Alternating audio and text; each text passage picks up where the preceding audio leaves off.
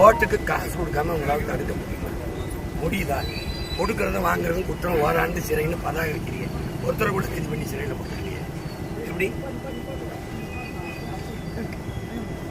இதை காட்டுறீங்க? என்னைய மதிச்சு சோதிச்சு தண்டனை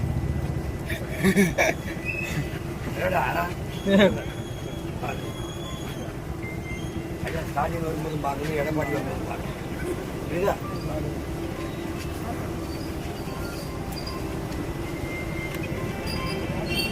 அவ்வளவு பண்ணலாம். மூட்டையில் ஒரு மூட்டையை தூக்கி கொடுத்தவனே